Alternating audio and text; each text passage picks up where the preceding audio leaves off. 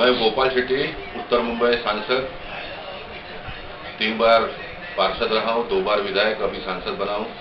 इस बार के चुनाव में महाराष्ट्र में सबसे ज्यादा वोटों से जिताने का काम मतदाताओं ने मुझे किया है। साल भर में अभी 8 महीने के कार्यकाल में लोगों के अपेक्षा के अनुसार काम करने का मैंने प्रयत्न किया है। लोगों को रोज मिलता हूं, जहां पर बुलाते हैं वहां जाता हूं। विकास के काम भी बहुत सारे हुए हैं, बहुत सारा काम करना है।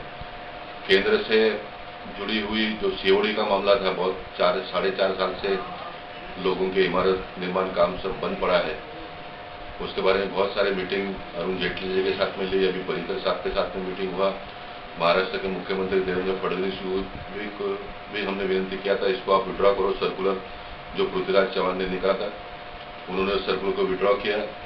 आने वाले दिनों में डिफेंस लाइन के बाजू में निर्माण कार्यों को किसी के पास परमिशन केंद्र के पास से लेना नहीं पड़ेगी, इस प्रकार की हम व्यवस्था कर रहे हैं।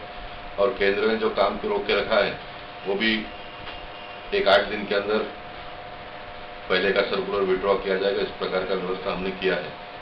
महावीर नगर में 13 एकड़ के भूखंड पर स्पोर्ट्स कॉम्प्लेक्स बनाने का मैं 4 साल से प्रयत्न कर रहा था महाराष्ट्र सरकार के पास। उसका निधि मंजूर हुआ है, वर्क ऑर्डर भी निकल चुका है। आने वाले 15 दिन में उसका हम भूमि पूजन करेंगे, जिसको जो स्पोर्ट्स कॉम्प्लेक्स को हम प्रमोद महाजन क्रीड़ा संकुल के नाम से आने वाले दिनों में उसकी पहचान होगी। बहुत बड़ा संकुल है ये। उसके बगल में ही 15 एकड़ के भूखंड पर स्वर्गीय बाला साहेब ठाकरे जी के नाम पर हम दूसरा एक अंतर्राष्ट्रीय दर्जे का स्पोर्ट्स कॉम्प्लेक्स बना रहे, जिसको मुंबई महानगर पालिका ने 250 करोड़ रुपया मंजूरी जिसके लिए दी है। मुझे लगता है कि पूरे मुंबई महाराष्ट्र में सबसे बड़ा ये 2 स्पोर्ट्स कॉम्प्लेक्स होगा। तरुण वर्गों के लिए बहुत ही लाभदायक आने वाले दिनों में होने वाला है।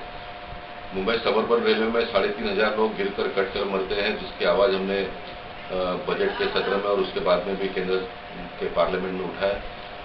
जैसे मेट्रो में डोर क्लोजर होता है, तो उसी प्रकार का डोर क्लोजर सबअर्बन ट्रेन में भी लगाने का सरकार ने मान्य कर लिया है।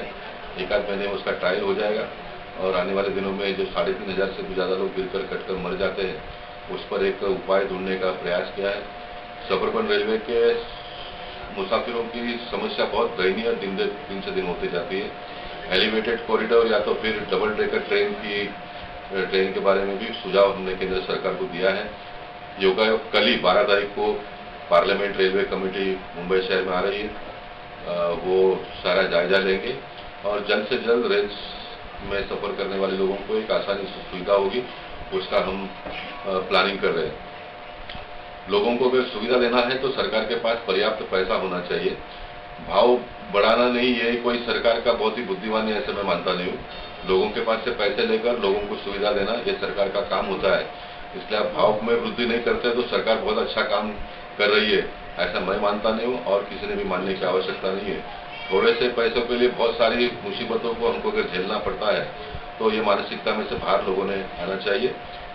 ये भी मेरा एक सोच है।